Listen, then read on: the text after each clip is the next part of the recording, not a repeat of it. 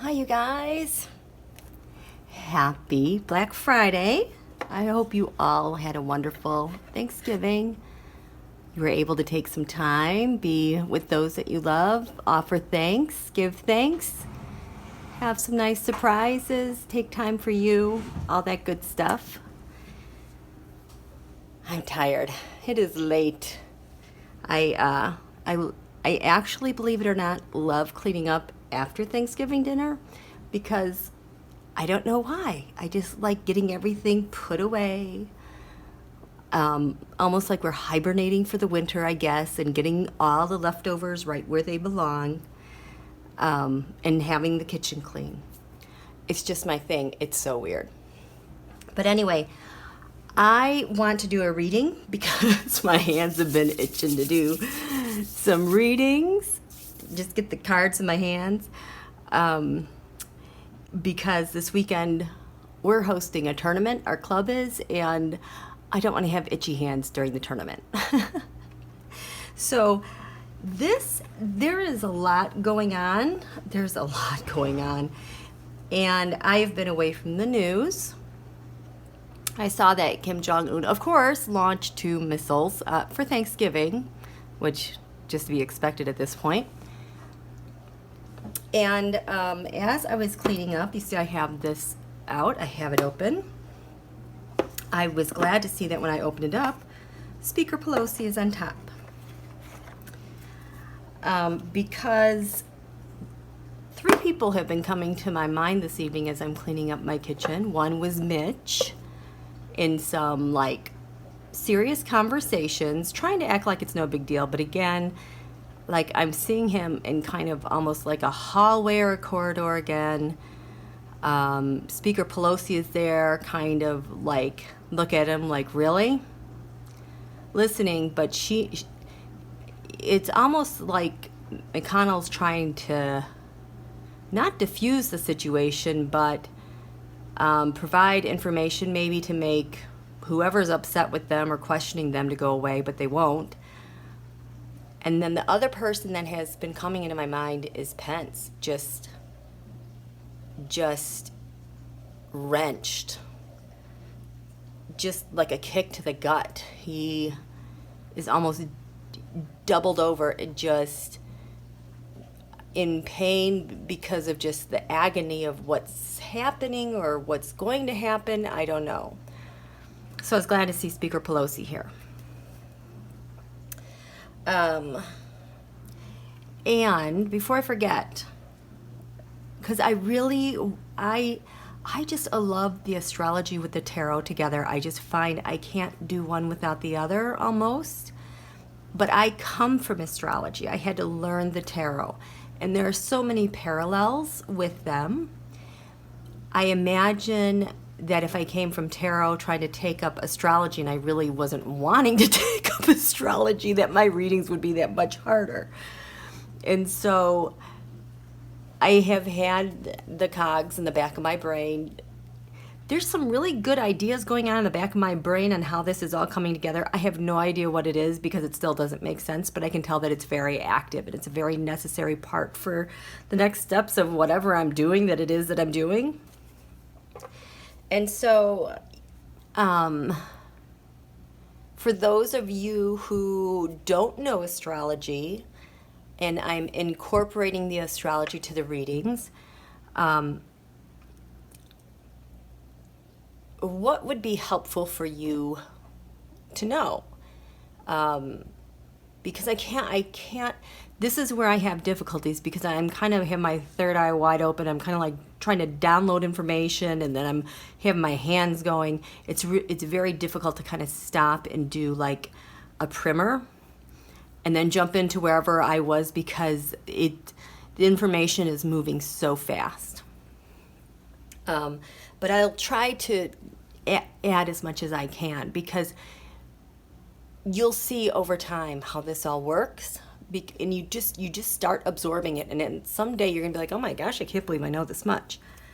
The other thing I want to talk to you about, really important, Jupiter right now is 29 degrees Sagittarius. As I described the other day, But Sagittarius, when I've talked in the past about how there's 360 degrees in the horoscope, there's 12 signs, and each sign has 30 degrees.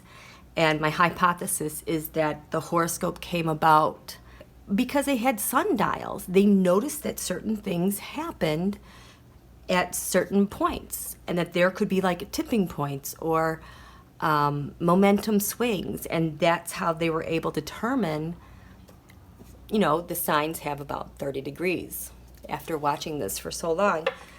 So right now, Jupiter is at 29 degrees Sagittarius. It's getting ready to leave this week. Jupiter, the planet Jupiter, the gas giant, it takes about a year for the planet to do a full orbit around the sun. So we're not going to see Jupiter and Jupiter's blessings and good luck and miracles for another 12 years. That's why it was so important that we were there when Jupiter conjuncted the galactic center. We were there first together, so to speak, because it just is kind of putting the energy out there on what we're trying to prepave for the next 12 years. And then it goes into Capricorn. And the thing is, the 29th degree of all the signs, it's an anaretic degree, A-N-A-R-E-T-I-C. It's a life-taking degree. It's a karmic degree. It's the finishing up of the business of that sign. And with Sagittarius being the archer, having their eye high on a goal or something they want to do, they have very high ambitions. And that's what they're always aiming for. And they do that by gathering information, from multiple sources, higher learning, inspiration, spirituality, religion. At its worst, Jupiter and Sagittarius, they can become fanatics, extremists. At their best, they're so magnanimous and inspirational and giving and larger than life almost. With the 29th degree, this is it. This is the finality. And that's where we are right now. And that's kind of what I'm feeling happening out in the ethers tonight. Something's getting ready to tip. And then Jupiter goes into Capricorn, which is a totally different feel. Because Jupiter, as you know, is a really beneficial planet. This represents the planet Jupiter, the Wheel of Fortune, and then Temperance represents the sign Sagittarius. Jupiter and Sagittarius are known as the benefics, the beneficial signs in the universe as the planet. Whereas Mars and Saturn are known as the malefics. Mars and Saturn, Mars being the planet of war, Saturn the planet of obstacles and limitations. Mars is the tower, Saturn is the devil. So what's happening then, where is that tower?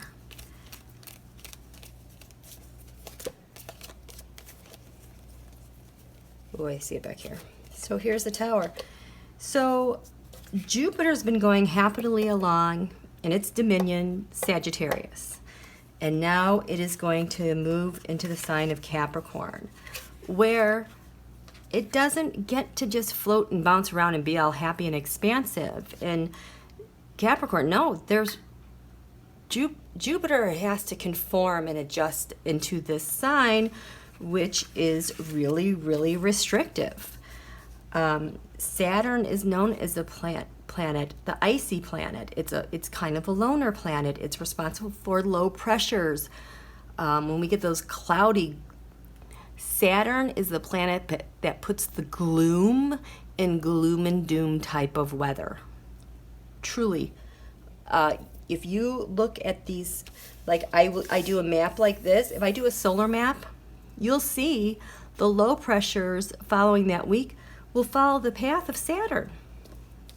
And that's like another thing I want to show you guys about is astrometeorology, because it's so fascinating.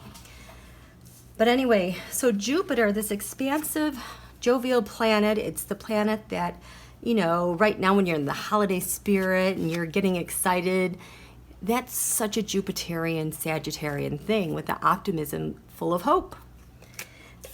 And then it's going into this, which is restricted and kind of confined. Saturn is more about feeling like there's scarcity, there's not enoughness. So Jupiter going into Capricorn is kind of gonna give a sense of things being scarce. It is gonna feel totally different next week. You'll feel it, but it will get set more and more as we go into the quarter, to the full and the third quarter moon, and then that new moon. Oh boy, in Capricorn, it is going to feel immensely different, and the weather is going to get really, really wicked for the rest of the winter. And I'm not trying to be a fear-mongerer. I'm just trying to give you guys a heads up on what I see happening. So, for talking about anaretic degrees and 29 degrees, this is the final business of Sagittarius. It's kind of a last hurrah before it goes into Capricorn. Now, I have noticed in the past when we have had Jupiter in Capricorn, having to do with structures, wanting to remake structures, redo stuff, the Republicans really like to focus on taking away health care. They really like focusing on taking away Social Security, that they probably need to go through more austere measures. So if you can think about a time in your life when the Republicans behaved like that and had control of the government and what life was like for you, I'm giving you a heads up.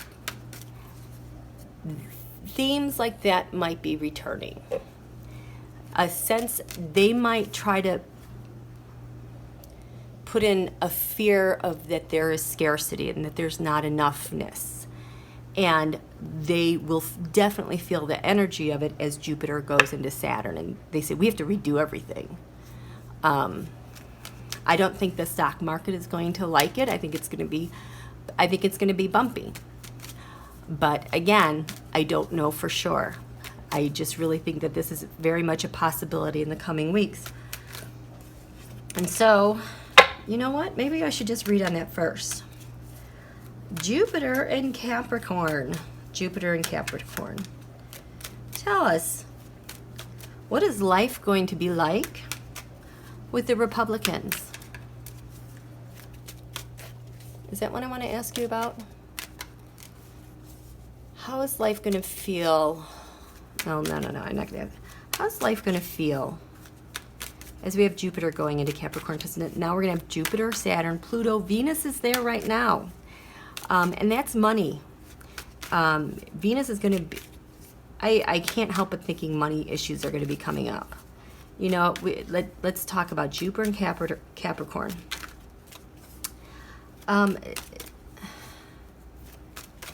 Venus in Capricorn. What should we be expecting? What should we be expecting? Our country. Venus in Capricorn, money, gains. Saturn, restrictions. Pluto, destruction. Jupiter, expansion. This week's going to be weird.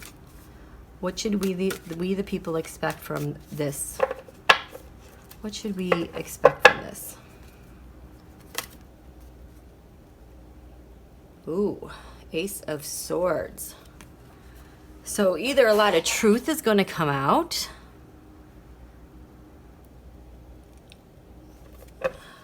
Manipulating the truth. What's this going to be covered in? Oh my God. Oh, very emotional.